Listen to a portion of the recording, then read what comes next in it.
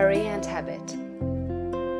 No doubt you have many problems, domestic, social, physical, and financial, which seem to you to be pressing for instant solution. You have debts that must be paid, or other obligations that must be met. You are unhappily or inharmoniously placed, and feel that something must be done at once. Do not get into a hurry and act from superficial impulses. You can trust God for the solution of all your personal riddles. There is no hurry. There is only God, and all is well with the world. There is an invincible power in you, and the same power is in the things you want.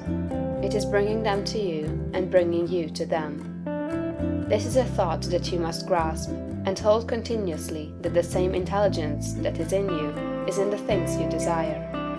They are impelled toward you as strongly and decidedly as your desire impels you toward them. The tendency, therefore, of a steadily held thought must be to bring the things you desire to you, and to group them around you. So long as you hold your thought and your faith right, all must go well. Nothing can be wrong but your own personal attitude, and that will not be wrong if you trust and are not afraid. Hurry is a manifestation of fear. He who fears not has plenty of time. If you act with perfect faith in your own perceptions of truth, you will never be too late or too early, and nothing will go wrong. If things appear to be going wrong, do not get disturbed in mind. It is only an appearance. Nothing can go wrong in this world but yourself, and you can go wrong only by getting into the wrong mental attitude. Whenever you find yourself getting excited, worried, or into the mental attitude of hurry, sit down and think it over, play a game of some kind, or take a vacation. Go on a trip, and all will be right when you return. So surely as you find yourself in the mental attitude of haste, just so surely may you know that you are out of the mental attitude of greatness. Hurry and fear will instantly cut your connection with the universal mind. You will get no power, no wisdom, and no information until you are calm. And to fall into the attitude of hurry will check the action of the principle of power within you. Fear turns strength to weakness.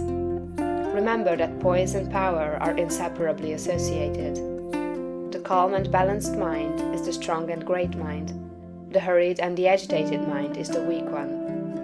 Whenever you fall into the mental state of hurry, you may know that you have lost the right viewpoint. You are beginning to look upon the world, or some part of it, as going wrong. At such times, read chapter 6 of this book. Consider the fact that this work is perfect, now, with all that it contains. Nothing is going wrong. Nothing can be wrong. Be poised, be calm, be cheerful. Have faith in God. Next, as to habit, it is probable that your greatest difficulty will be to overcome your old habitual ways of thought and to form new habits. The world is ruled by habit. Kings, tyrants, masters, and plutocrats hold their positions solely because the people have come to habitually accept them. Things are as they are only because people have formed a habit of accepting them as they are. When the people change their habitual thought about governmental, social, and industrial institutions, they will change the institutions. Habit rules us all. You have formed, perhaps, the habit of thinking of yourself as a common person, as one of a limited ability, or as being more or less of a failure. Whatever you habitually think yourself to be, that you are. You must form now a greater and better habit. You must form a conception of yourself as a being of limitless power, and habitually think that you are that being. It is the habitual, not the periodical thought that decides your destiny. It will avail you nothing to sit apart for a few moments several times a day to affirm that you are great, if during all the balance of the day, while you are about your regular vocation, you think of yourself as not great. No amount of praying or affirmation will make you great, if you still habitually regard yourself as being small. The use of prayer and affirmation is to change your habit of thought.